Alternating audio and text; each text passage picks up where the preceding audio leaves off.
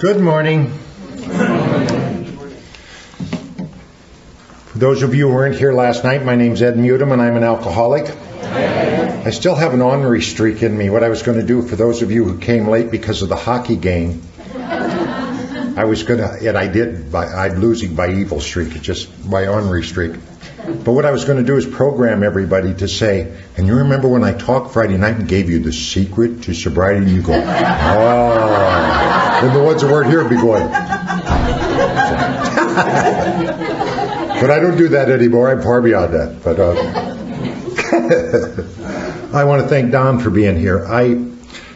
People tape all over the country, and so speakers don't have a real relationship with tapers. They just tape our talk, and a lot of people, they're making money off AA. Well, if you saw their expenses, believe me, you would have another idea about that. But there was a time, I've been taped so long, I remember when it was reel to reel. And every once in a while, tape would break and you hear, and you'd stop. My favorite one, though, is when they went to cassettes and they didn't have auto reverse. The taper would stand right in front of you and go. And you'd stop, and they'd turn over the tape, hit it, and go. And my ornery streak was that too, I'd say. And that, my friends, is the secret to life and sobriety. And I could see him in the car go, what the heck? We just,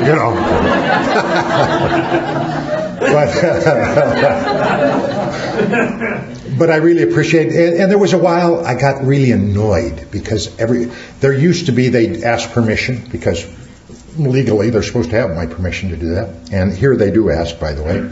And but they just, it seemed to me that we were being taken for granted and people were just taping us at their will. I was getting a little annoyed by it, to be quite honest with you. And in 1988, I moved back to Iowa after a series of bad breaks and misunderstandings financially. And I got back to Iowa and I'd just gone through a terrible divorce, just a nasty divorce. And at 2 o'clock in the morning, I started getting calls, 5 right in a row. And I'd get on and nobody'd say anything. Well, my keen alcoholic mind told me who it was. And about the 5th time, I grabbed that phone and said, who is this? And a little voice said, is this Ed M. that talks in AA? And I said, yeah, who's this? And she told me her name. And she said, I'm 5 years sober. I was sitting here with a gun in my lap, and I just heard you talk. Can you talk to me? And I said, of course, honey, I'll talk to you. However long we need to talk, I'll talk to you. And from that moment to this, I celebrate what they do. Tape it, do it, give it away, whatever. Whatever. I'm just pleased. And, I tell that story from time to time. And last year in Melbourne, Florida, I was telling that story. And like I say, I tell it rarely. And in the reception line afterwards, a lady came up to me and said, Ed, I want to thank you for that night. I'm that moment. And, all that time later, 88 to 2005.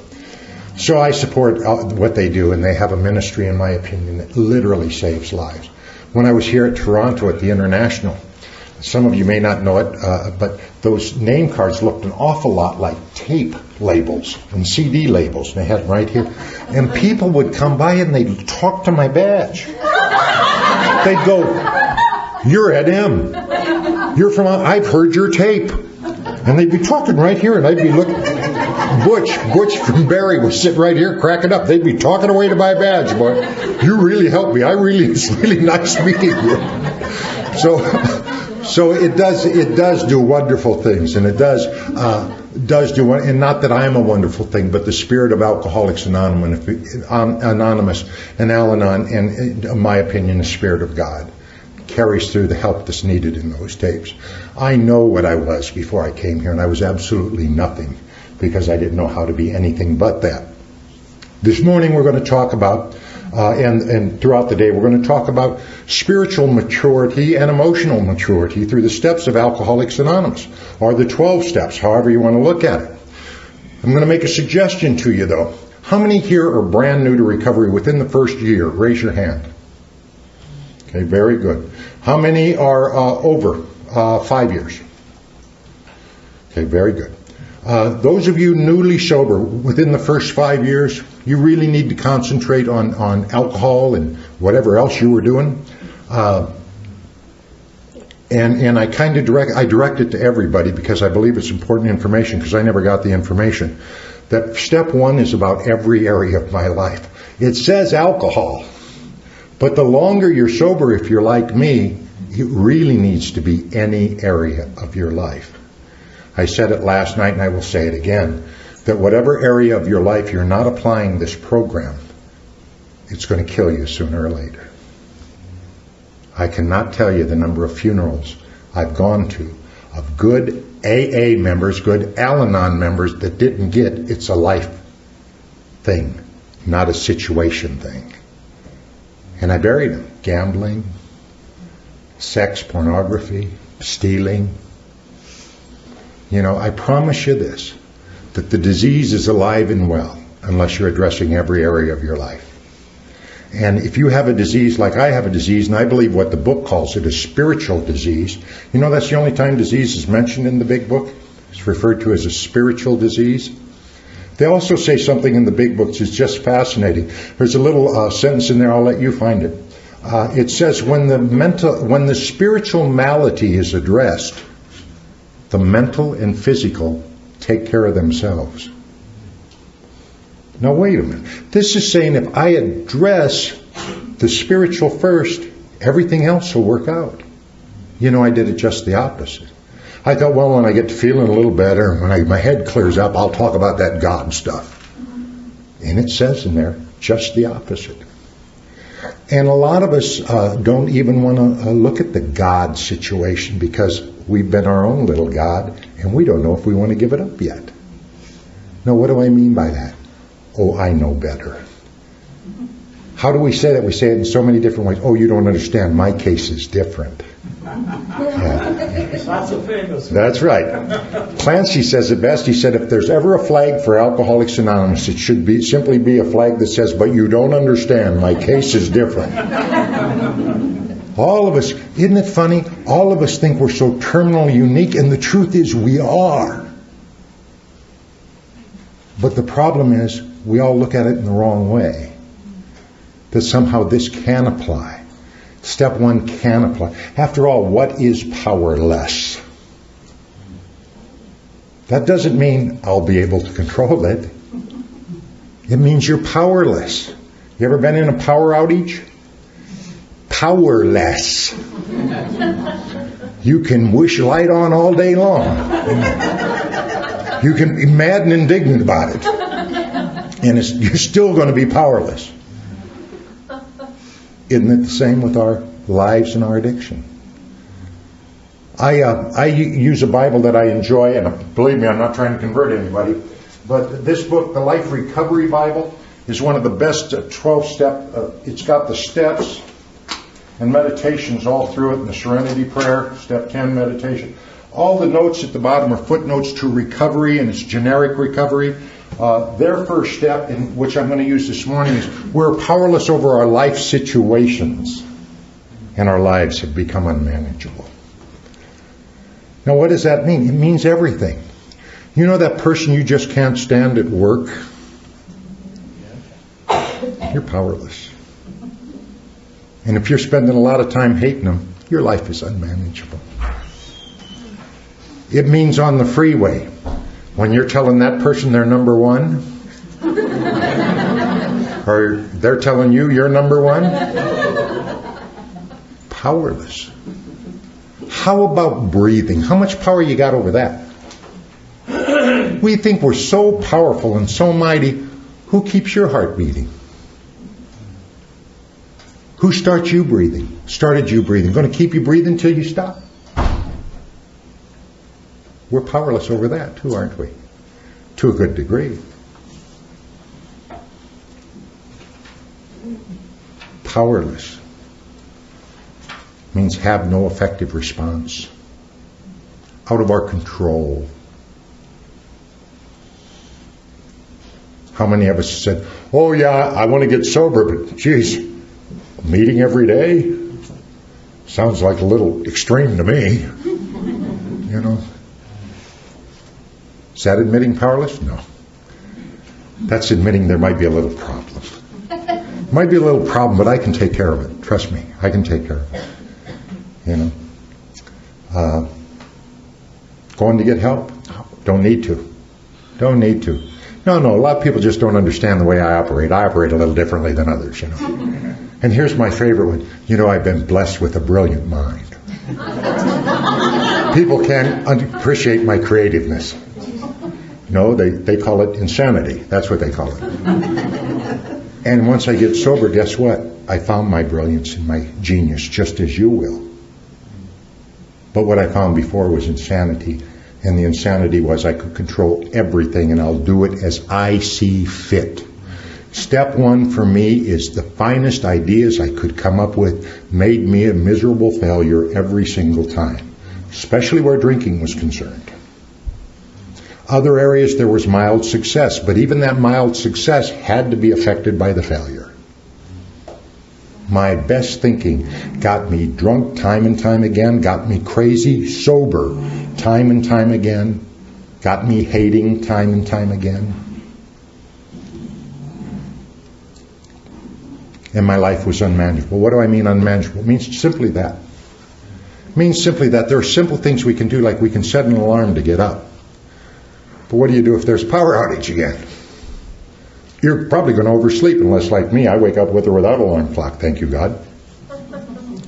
But I still set my alarm clock just in case. Just in case. Unmanageable. How long have we spent trying to manage? How long have we spent trying to control? How long have we said, you know, my life would be okay if it wasn't for them? Talk about unmanageability, huh? Them. How about my emotions? How about my emotions? I used to think when I was new, wouldn't it be something if we had a PA system hooked directly to our mind? Your every thought is just right out there?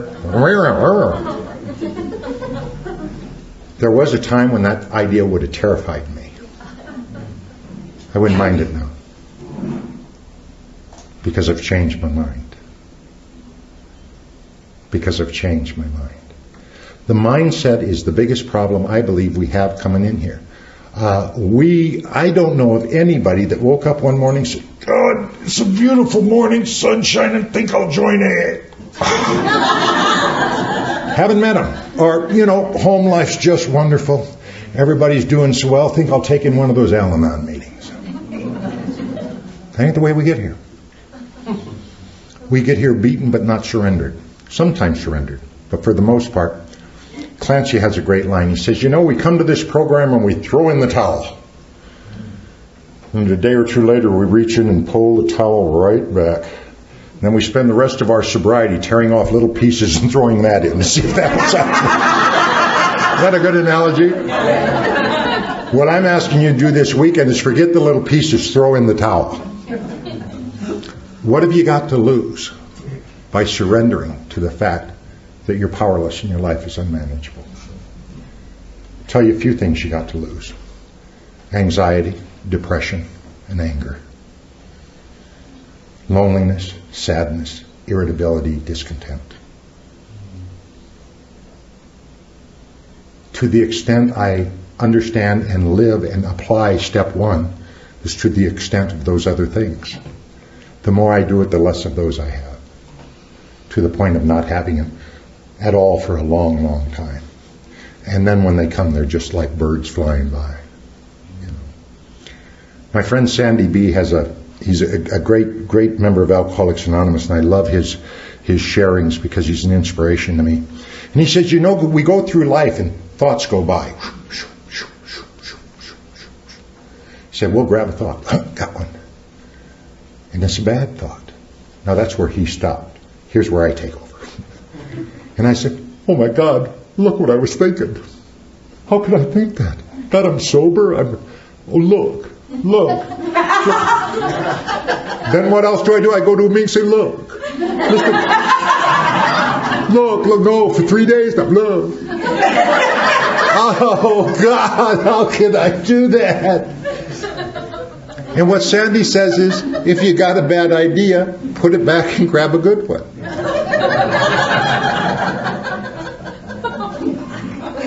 How often on step one are we going,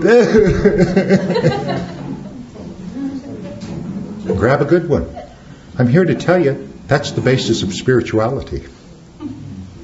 It's no big mystery to me anymore. If I'm having a bad thought, replace it with a good one. Put it back and grab a good one. That's all I have to do. And that's what I got to do with step one. Not only step one, but every step. And I don't know about you, but the longer I'm sober, the more those steps expose themselves. When the first time I read the Big Book, God wasn't mentioned once. And over the years, the Big Book fairy has come in and put him in about every sentence and paragraph. First time I read it, it wasn't mentioned. You know why? Wasn't going to look. Wasn't going to look. I always get chuckles when I hear a new person talking about reality. Really. Because 9 out of 10 times they have no idea of what reality is. They have a great idea of what their perceptions are. And step one to me says, stop, surrender it all.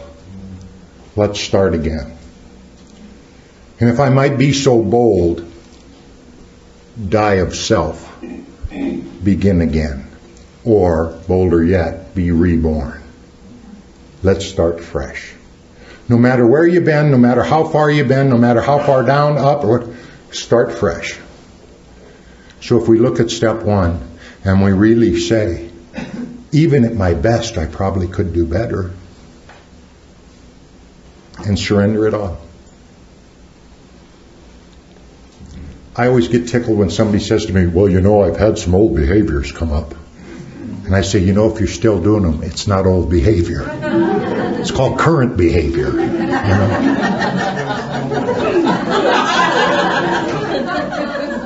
So you know what that is? It's just a little rationalization to pass it off and keep doing it.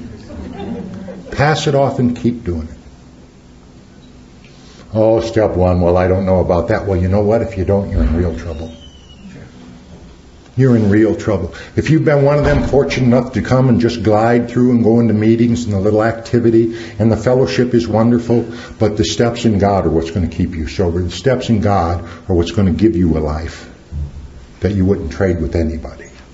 See, I was fortunate because when I got here, I pretty much felt that I would rather be anybody else, any other place, and live any other time than right now. And through the process of these steps and living it as a way of life, that's gone 180 degrees. I don't know of anybody I'd trade lives with, and I know some wonderful people. But I also know what I've been given, you know. And it starts with step one, powerless. My life is unmanageable. And you know something? I've been through all our literature several times, and it never says at any given point, okay, you can manage it now. I assume that you can. Because after all, I did step one. I assume that I can manage it again, but the minute I do, guess what? I'm going backwards. I'm not going forwards. And all of these steps, I believe, are spiritual exercises. People come to me a lot and they say, you know, Ed, something bad happened and I was just surprised at how weak I was spiritually. And I would say to them, well, what spiritual exercises are you doing every day? They went, well, I pray from time to time. I said, well, why are you surprised you're weak when you're not doing any spiritual exercises? You don't do any physical exercises, guess what? You get weak. Don't expect to run a marathon. So it's very important that we take these spiritual exercises, including step one, and in my opinion, every day. They're applicable. I'm always fascinated when somebody comes to talk to me, and I say, well, what step are you on? And inevitably, if they're in deep trouble, they'll be going, well, I'm kind of doing, let's see, maybe 10 and a little 3. I said, otherwise, you're on no step. He said, well, I've been through the steps. And I said, where does it say that? Where does it say that, you take this for 10 days and your disease will be gone? Take this for 12 steps, your disease will be gone. What it says to me is it's a way of life that has to be practiced daily. So what I tell those people is that you got to get a program.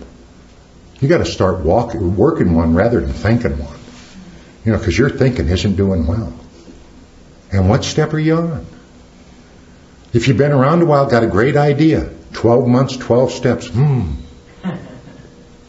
What if you took a step a month and just applied that in your life consciously and not taking it for granted, well, I did that.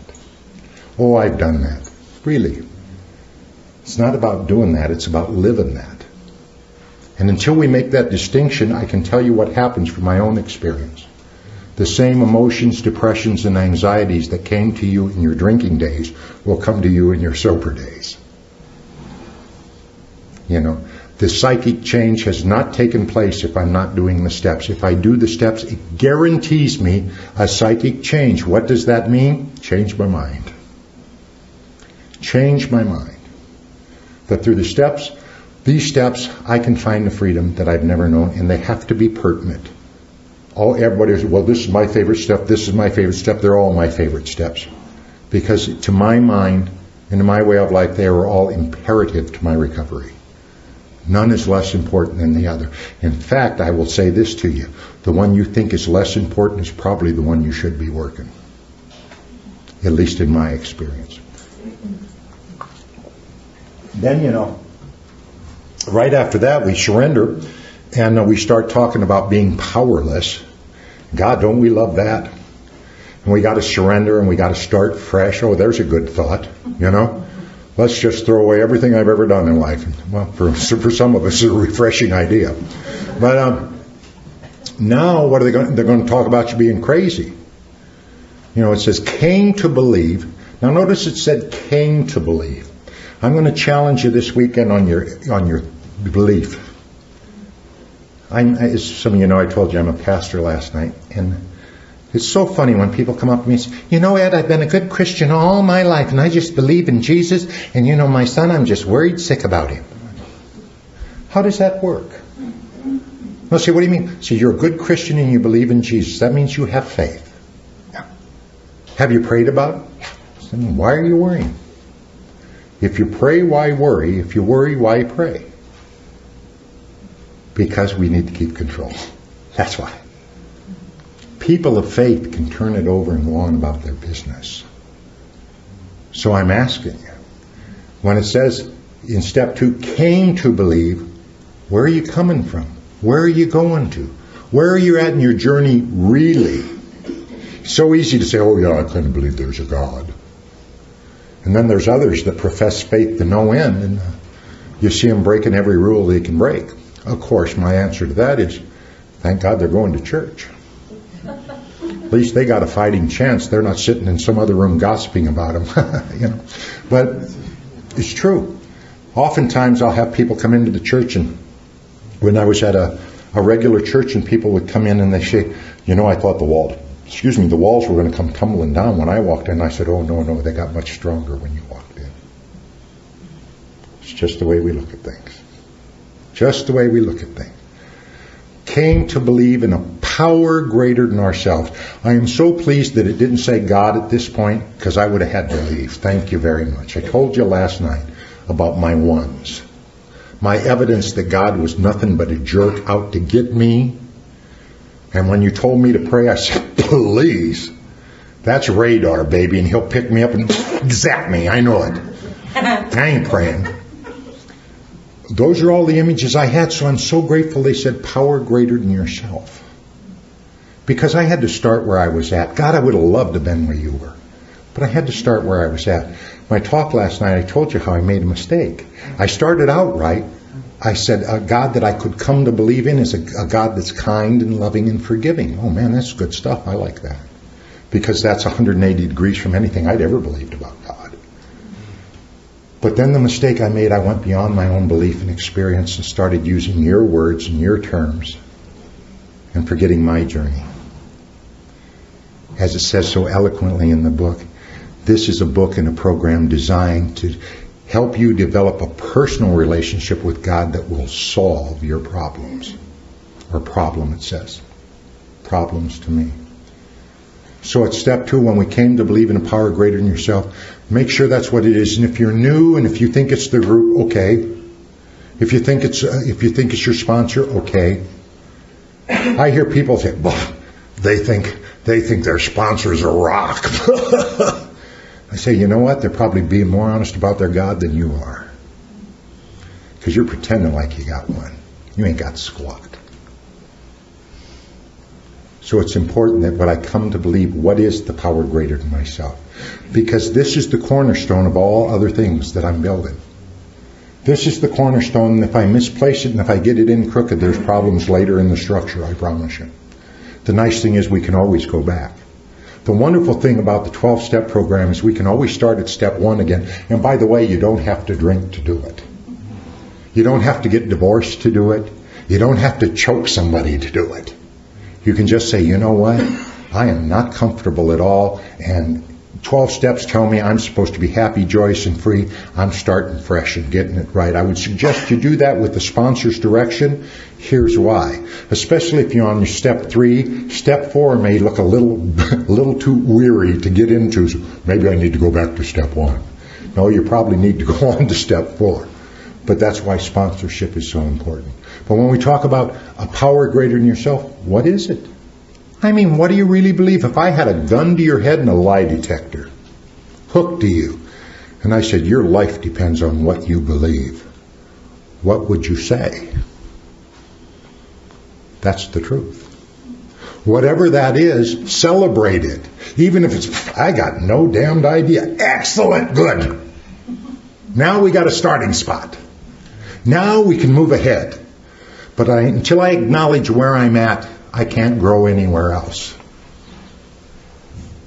You know, they used to say years ago in the 70s and 80s, grow where you're planted. It was really profound.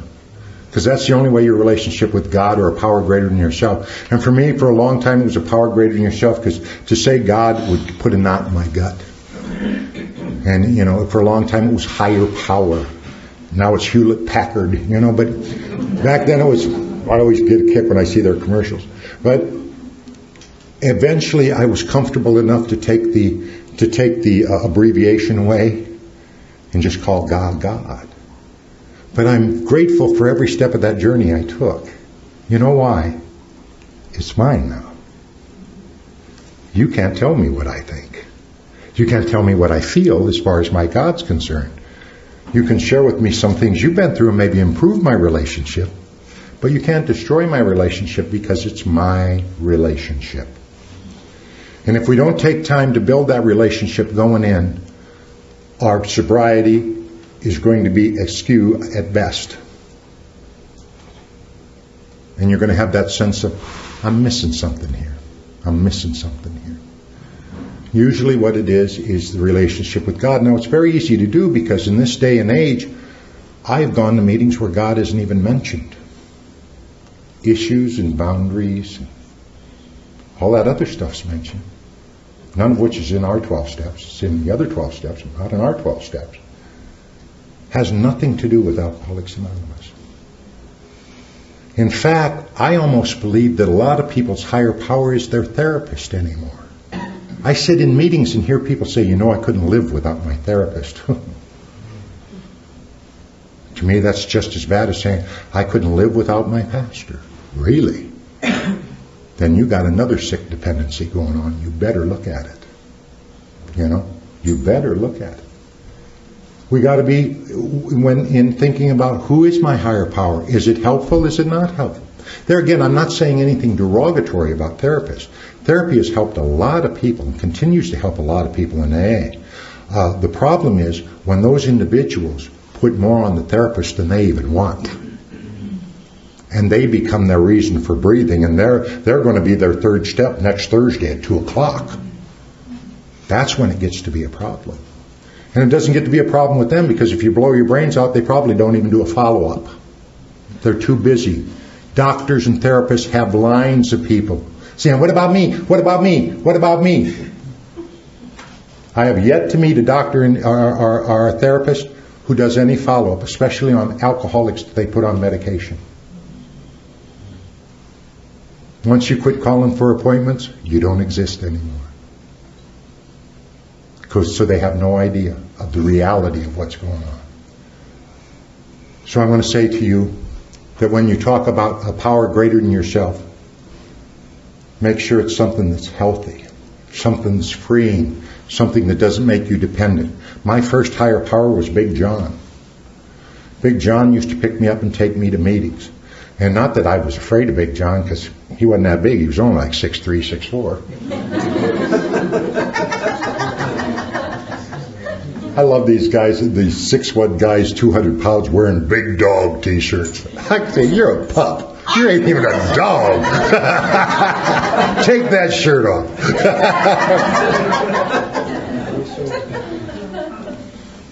But Big John, why was he a power greater than myself? He'd magically appear at my door and take me to meetings. And when he'd drive home, we'd sit, John, I told you his size, you see my size.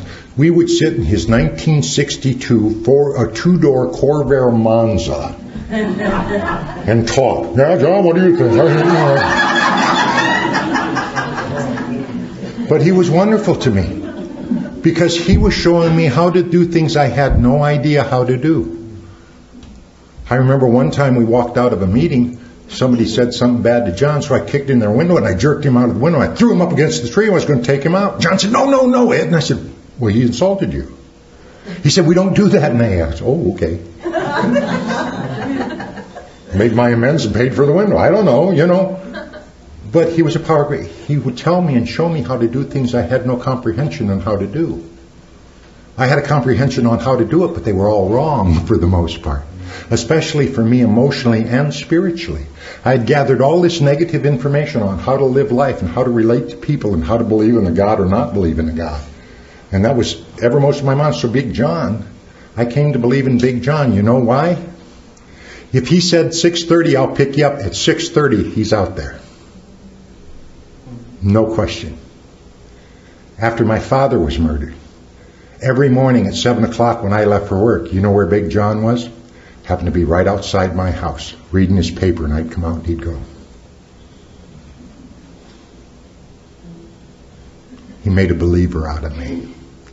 What we say and what we do counts a great deal. I remember one time my sponsor, after Clancy became my sponsor, he said, well, Ed, you want to go with me to talk someplace? Because he talks literally every night of the week, sometimes 2 and 3 times a day. And I said, sure. He said, be at my house at 6:30 p.m. I said, okay. I got there about 6:31 and I smelled exhaust fumes. And what was going on? And I called in the next day. I said, hi, Clancy. I said, I was there. You were gone. He said, you weren't there at 6:30. I said, well, I was there 6:31, 6:32. He said, that's what I said. I said 6:30, didn't I? And I went, oh, come on. He said, don't oh, come on me. If I was a newcomer waiting for you to take me to a meeting, that would have been enough to say, see, they don't even tell the truth. It's important what we say and do. When we say we're going to be someplace, do it. We are responsible, We're responsible for the reflection we send of this program. And if you're one of those who think that this is a social deal, God, I hope you get over that pretty quick. Otherwise you won't be around long anyway. What this is a way of life. What this is something that we commit to our innermost selves to be the best people we can ever, beyond what I ever dreamed of being. Beyond. So John was my first power greater than myself. Then the group, because there was times when John couldn't be there. He was an undertaker, so he had business from time to time. He kept me sober for a long time. He used to say, how tall are you, Ed? And at that time I was 6'11", and I said, 6'11", why? He said, the standard coffin's only 6'3". I said, what do you mean by that? He said, oh, chop, chop.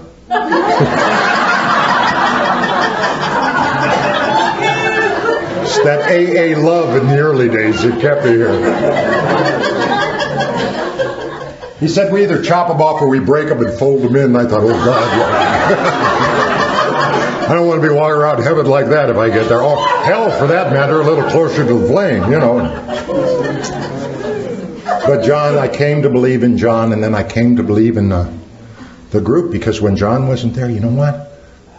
Holiday, no holiday, rain, snow, somebody was always there. Always there. In the last 10 years, I started hearing about people that don't have meetings because of bad weather. Really? How long would that keep you from drinking? You know? Or on a holiday because of family. You're like me, if it wasn't for AA, you wouldn't have a family. Is it really that bad to go give an hour back? You know? And eventually I worked on a power greater than myself, because the next step demands that I know, because you know what it's asking you to do? Made a decision to turn our will and our life. Just take a minute and think about that. Will and our life. What more is there? How many of you have done it? How many of you have said you've done it? You bet. Will and life. That's everything that we are about. Everything that we live. The job. The co-workers. You know, a lot of people say to me, you know, the toughest place to work, there's programs at home. That's a load of crap. It's the last place you ever attempted. That's the problem. You know, we're too busy trying to impress the people in meetings. Oh, living a day at a time. Everything's good. Yeah. We go home and kick the dog and cuss out the wife or the husband and be the same jerk we've always been. No. It's not the toughest place. It's just the last place, unfortunately. Have you turned that over to God? Your home life, your situations. You know, it's asking you to turn everything over. Even your emotions, your will, and what you think. Everything. I'm going to read you something that fascinated me a while back. My home group's a big book study group. We meet every night, every Tuesday night in Davenport, Iowa at 6 to 7 p.m. And I would invite you there, but I like the group small, so... But if you're ever there, come on by. It'd be good to see you. And we go through the first 164 pages, but we also include the forwards in the doctor's opinion. And it only took us 4 years and 4 months to get through it the first time. You know why? There's far too much information here. This isn't Bill Wilson's brilliance that's in this book. It's God hand feeding us everything we'd ever need, in my opinion. To this day, when I read it, it tells me something new. I'm not a big-time big book quoter, simply because by the time I got to quote it, it's old news. If I think I need to quote that, I'll get your number, go back and read it, see if it says the same thing. Promise you it won't, and then I'll share that with you. But I'm always sharing yesterday's recovery. You know, it's like you can't stay sober on who you helped yesterday. You can't stay sober on the prayers you said yesterday. Just can't. But on page 62 of the big book is just profound to me. It says, selfishness, self-centeredness, that we think is the root of our problems. Driven by 100 forms of fear, self-delusion, self-seeking, we step on the toes of our fellows and they retaliate. Sometimes they hurt us seemingly without provocation. But invariably we find at some point in the past we have made decisions based on self that have later put us in the position to be hurt. So our troubles, we think, are basically of our own making. I'll read that again. So our troubles, we think, are basically of our own making. They arise out of ourselves. The alcoholic is an extreme example of self-will run riot. I'm sure many of you have read this, and later it says this is the how and why of it. First of all, we had to quit playing God. It didn't work. Next, we decided that hereafter in this drama of life, God is to be our director. He is the principal. We are his agents. He is the father. We are his children. Most ideas are simple, and this concept was the keystone from which new and triumphant arc through which we pass to freedom. I love this one. When we sincerely, underline, sincerely took such a position, all sorts of remarkable things followed. We had a new employer, being all-powerful. Doesn't say having little power. Being all-powerful, he provided what we needed, but there's an if. If we kept close to him and performed his work well. Established on such footing, we became less and less interested in our lives, ourselves, our little plans and designs. More and more we became interested in seeing what we could contribute to life. As we felt new power flow in, as we enjoyed peace of mind, as we discovered we could face life successfully, As we became conscious of His presence, we began to lose our fear of today, tomorrow, or the hereafter. We were reborn. That's the big book. Now I read all that to read you the next sentence. We were now at step 3. That's all work to be done in 2. The understanding, the selfishness, self-centeredness. That's the only way you can be ready for 3 is if you get rid of that selfish self-centeredness. And if you understand that we're the root of the problems. How can you turn your will and your life over to the care of God if you don't understand these basics? What you're doing is what a lot of us did. Give Him enough to satisfy Him for a little while. Are you praying? Yeah, I'm praying. What are you praying? I pray he gets exactly what he deserves. That's what I'm praying, you know. When we talk about step 3, they are dead serious. And I will ask you, how have you done on step 2? How have you done on preparation of step 3? Now, the saving grace is most of us have a good excuse. We were new, and when I was new, they used to have a great line that I loved. They said, you know what? Wait for 90 days to get your brains out of hock. You know, for the fog to lift. God, what great information. Now they ship you out of treatment centers and say stupid things like, you know, now that you've been through treatment, you got the equivalent of 2 to 3 years in A&A. Oh, they tell them that. What a lie. You know how you get 2 to 3 equivalent years of AA? About 2 to 3 years in AA. That's how you get that. So in 30 days, they're thinking, I've done 1 through 5, and we can't hold them accountable. But what we can do is when they come into these rooms, we can take them through the book and take them through the steps and show them what's really there. See, people can't charge for AA. That's why all the other therapies had to be brought in. I don't know about up here, but down in Iowa, in treatment, they are not allowed anymore to mention AA or God. Oh, it's coming if it isn't here. In fact, I know it's here. But it's coming. Because we're no longer helpful to the experts. And last night I said something about the professionals. And a lady came up to me who is a professional, and I'm glad she did. She does a lot of good work. Please understand that I paint that with a broad brush simply because it's been my experience that that's what's applicable. But there are individuals in every profession that understand alcoholism and addiction and this disease that we're dealing with, this spiritual disease that we're dealing with. But most of them don't. Now in the medical universities, they're back down to giving the same education they gave 40 years ago on alcoholism, 1 to 2 hours, that's it. And what they're taught to do is dual diagnose so the insurance companies will pay them. That's the truth. That's just the truth. Change happened about 15 years ago. I watched it happen. I watched a hospital that was totally chemically free. When an insurance company, major insurance company, said we'll no longer pay just for addiction, there has to be another diagnosable condition. At that time, they had an AA meeting every Saturday night where over 300 people attended. They have no meeting anymore. There isn't enough for a meeting anymore. Because they started dual diagnosing and saying, no, this won't hurt you. Yeah, we know last month we told you it would. This month we're telling you, no, it won't. And it does. What do I mean by that? I mean that in order for me to grow spiritually, I have to be in touch with what's going on. If I'm going to work step 2 and be restored to sanity, I need to be restored to sanity, not mask over and I'll deal with it later. You know? In certain cases, mood alters are needed. There's just no question about that. And please understand, I'm not talking about your heart medication. I'm not talking about your blood pressure medication. I'm not talking about your epilepsy unless your epilepsy was diagnosed before you got sober.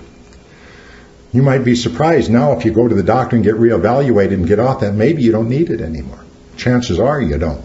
But that's between you and your doctor. You go and you talk to your doctor about that. And any form of medication that you might be on, don't make the brilliant move of I'm just going to quit it. That's crazy. Especially if you've been on it for a while. What you might do is go to your doctor and you say, I really want to try to get more depth in this. Would like you to wean me off this. You can always go back on and just see. Now, some people say to me, well, what if they get suicidal? In 35 years I've been around, I've met a high estimate of 7 people who've committed suicide while they're trying to stay sober. I cannot count the number of people I've been buried that took the other way. Can't count them. Can't count them. And as a pastor, when you're sitting there doing the service, you just want to scream one more time because they convinced them, oh, this won't hurt you. They don't know what they're talking about. We're the experts.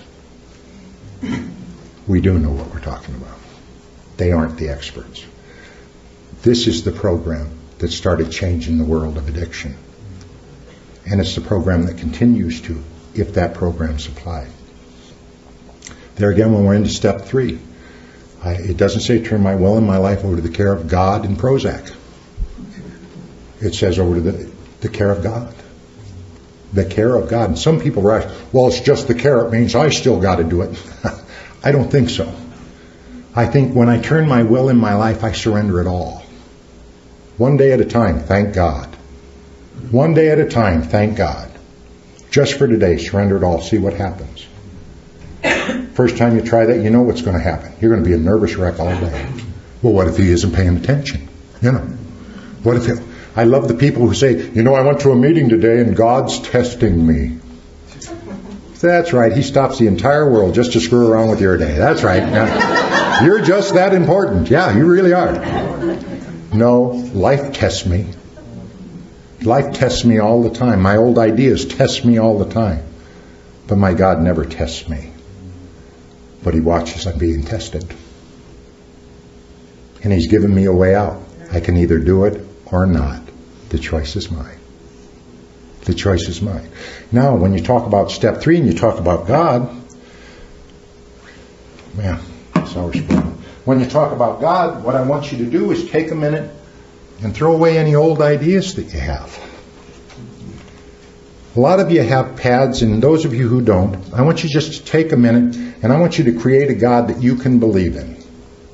There again, gun held to your head, lie detector. Do you believe this? Your life depends on it. Write down on your pad some of the characteristics of a God that you could really believe in this moment, or make a mental list. Take a minute, close your eyes and do that. It's important work.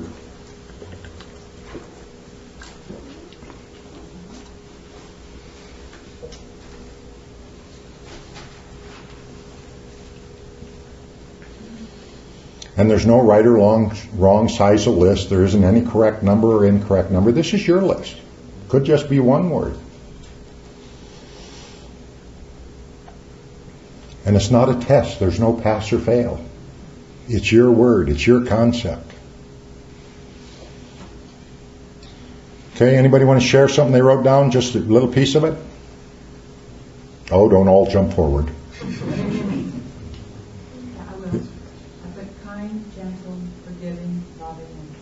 Okay, very good. Anybody else?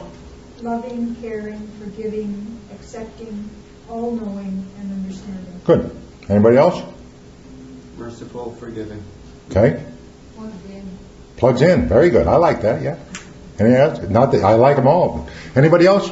Come on. Benevolent. Benevolent? Good. Michael loves the Saskatchewan Rough Riders. Thank God it says you understand them. No, but